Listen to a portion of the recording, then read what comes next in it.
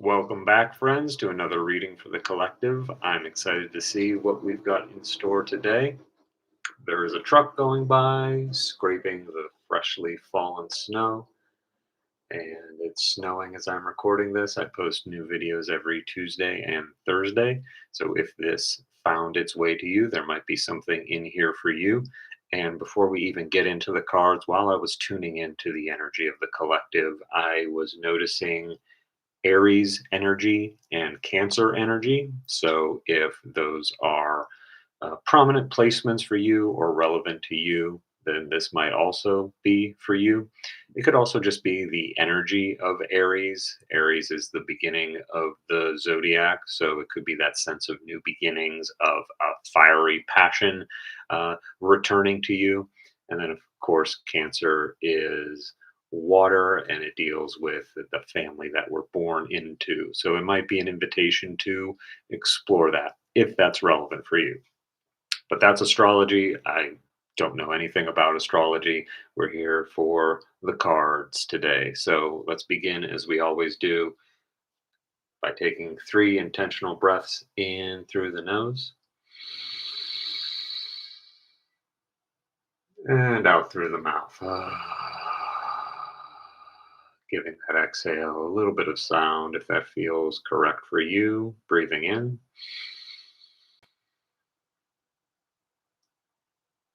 and breathing out.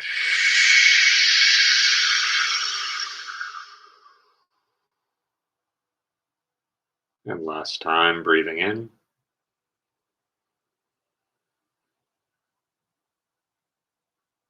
and breathing out.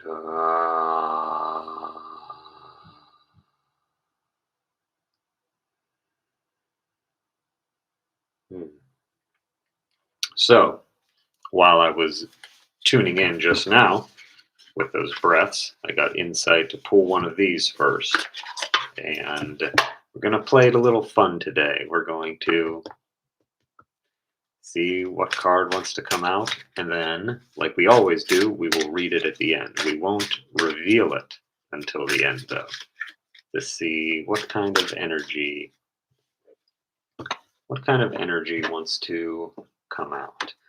It's called to the Hafiz card. So Hafiz, there it is. We'll put that right there for now. Thank you, Hafiz. And then let's see what we've got here.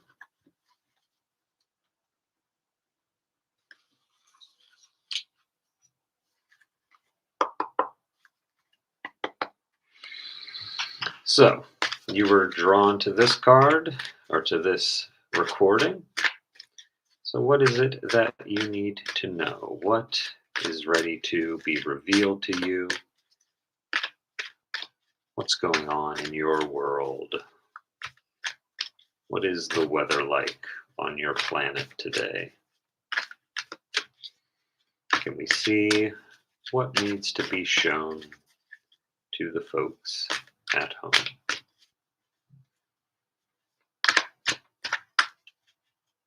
Hmm.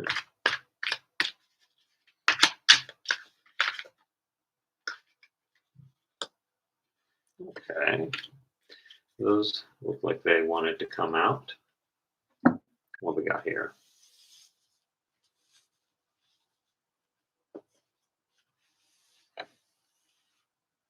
Should we do them like that? Is that how they want to come out? Hmm.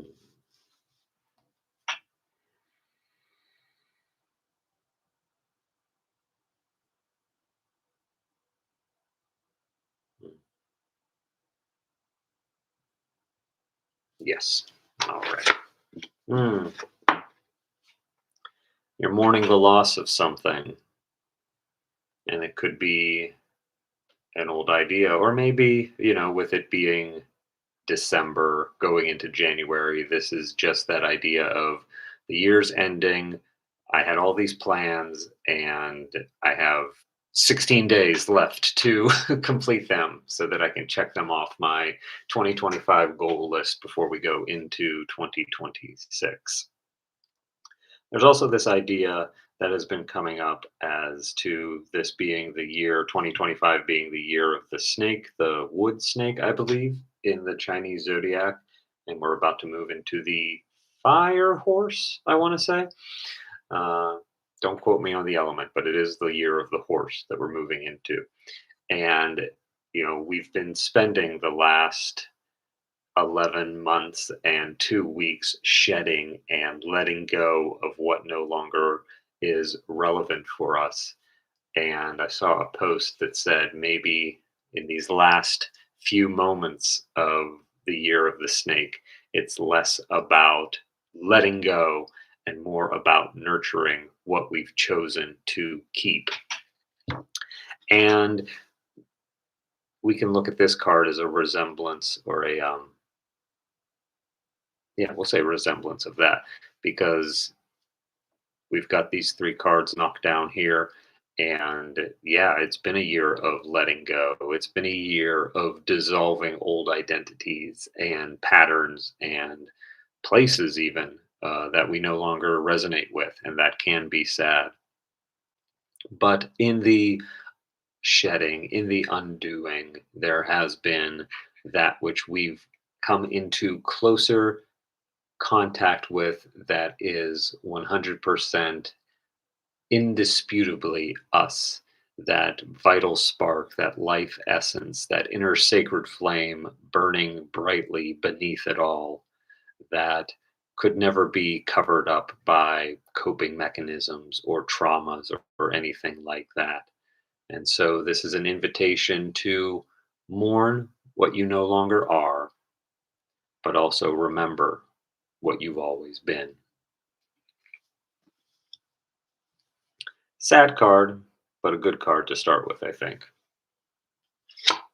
Yeah, because look, once we get through that, and I do want to say before we get into this one too deeply, that we've got these two cups here behind the cloaked figure, and sometimes those two cups represent the two of cups, and the twos are always representative of unions, of friendships, of relationships, of coming together to create something. And then look at the next card that we have here, the Three of Cups. This is a card of a bountiful harvest, of celebration, of sisterhood, yes, but again, that idea of coming together with like-minded folks and the joy just ensconcing the whole collective group. We can see that here because it's kind of a challenge to see whose hand is holding which cup, from which hand the body uh, originates, from which body the hand originates. Yeah, there we go. But yeah, it's a bountiful harvest and there's a lot to celebrate. And there is a lot to celebrate. That's not to say that we don't acknowledge what we've lost and we don't uh, try to bypass any of that mourning. But the reminder that it's always a matter of choice, of choosing how we look at it. We can focus on what has spilled out, or we can choose to focus on what we're calling in or what is being brought in. Oh, you're the star. Look at you. Look at you. And yeah, that's to say that you are an integral part of that community. Or we can even go another step and say you are an integral part of choosing what you want to focus on. The community that you're celebrating in wouldn't exist without you. That's not to say that the community wouldn't be there, but you bring your vital spark to it. You bring a suchness to it that would be lacking were you not there.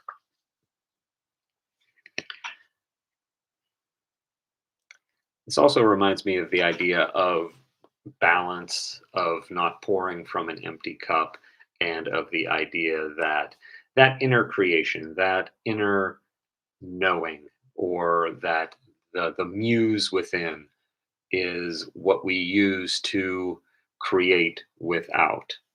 So we can see here that the one cup is pouring out into the pond, and that's being poured out into as well. So, as long as we keep tapping into that inner essence, we'll always have something from which to create. And as has been brought up in other recent readings, a great place to go to for that inner wellspring is what you're transmuting, what you're grieving. And, a caveat here, and this is something that I struggle with as well, is the idea that sometimes what you're going through, sometimes what you're processing is just for you. It doesn't need to be commercialized, it doesn't need to be turned into a 10-step course or anything like that. It's just for you. And within that can come this sense of creation because you're getting a part of yourself back. You're getting a part of that creator back and allowing you to drop that essence into the material.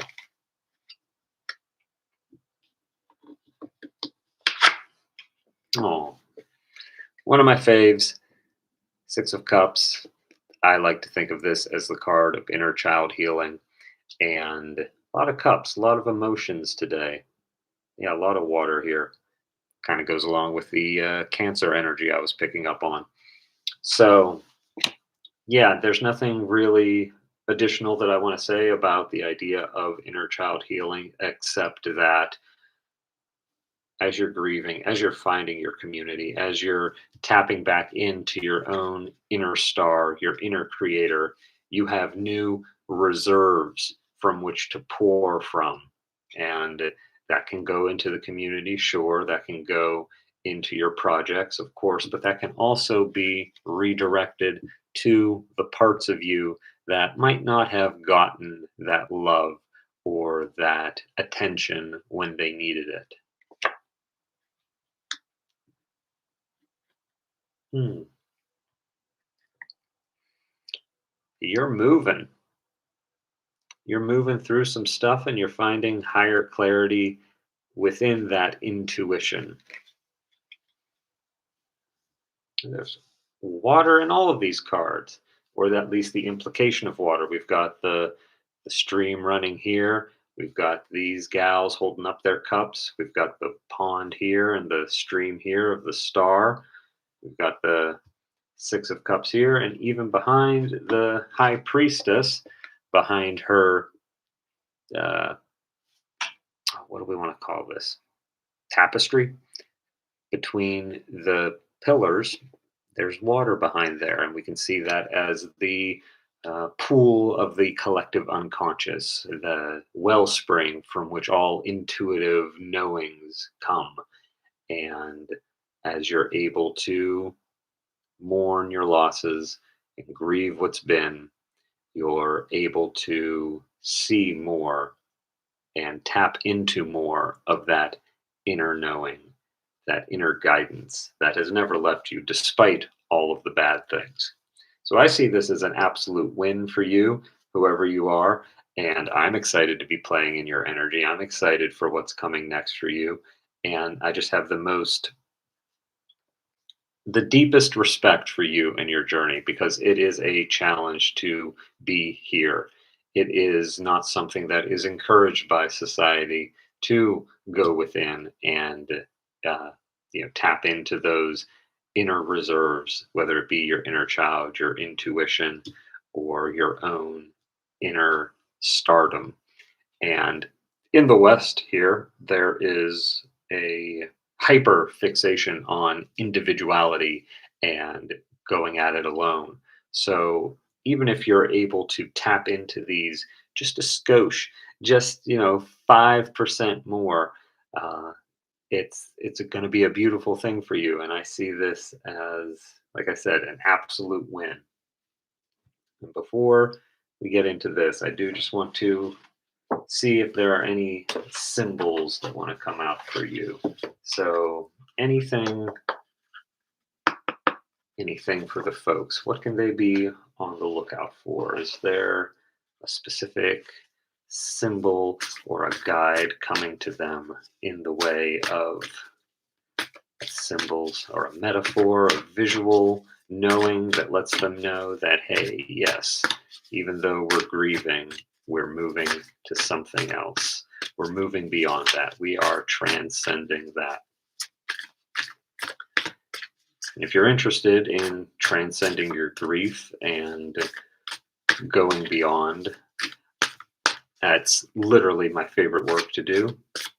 You can get at me at the links in the description, and I would be happy to talk about that and your journey and see how I can support you. And as always, if you found value in this reading, I will also leave my PayPal and Venmo in the description. If you want to leave a loving donation, that would be greatly appreciated, but it is not required.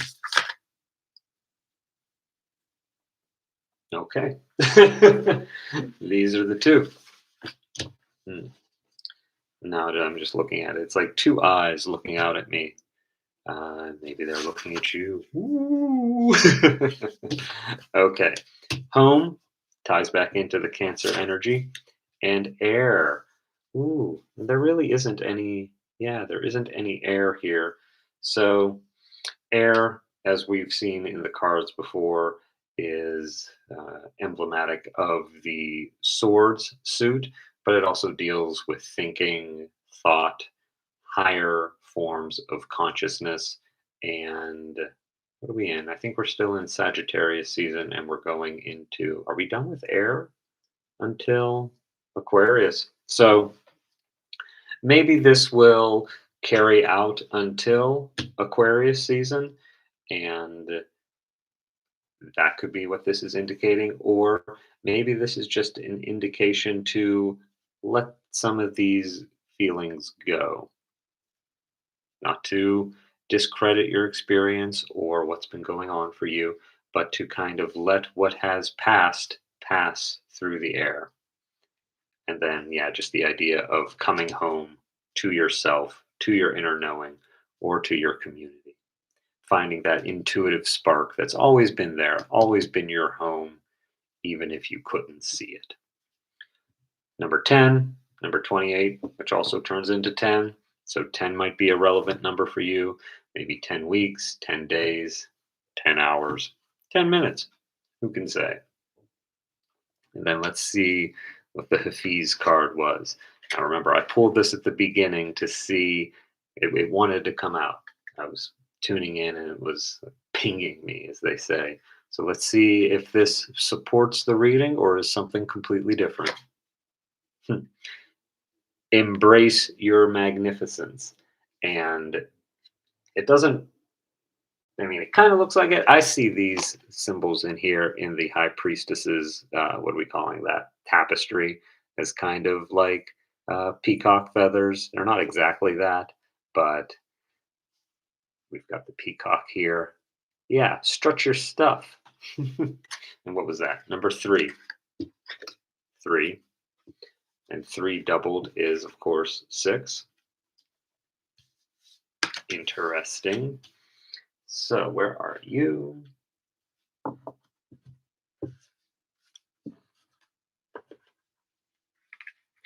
Embrace your magnificence, child.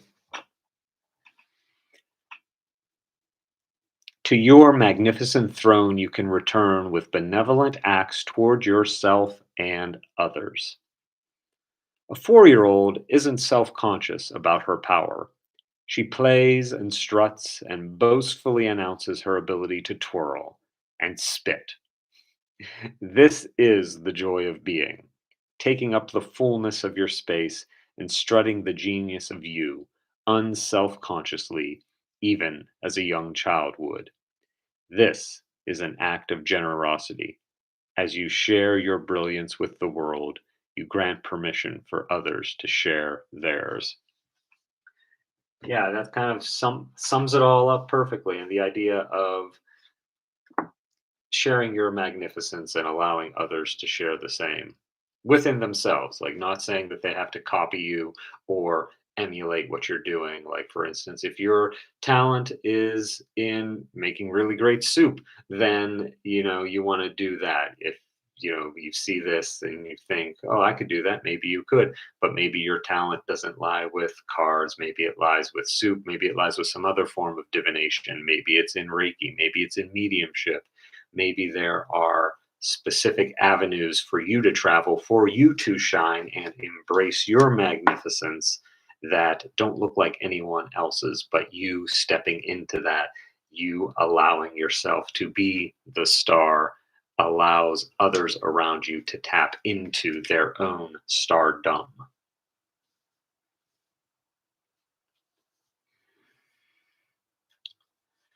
And so I think that's all we got for today, my friends. Thank you again for tuning in. I will see you next time. And until then, as always, I wish you nothing but peace, love, and happiness going forward.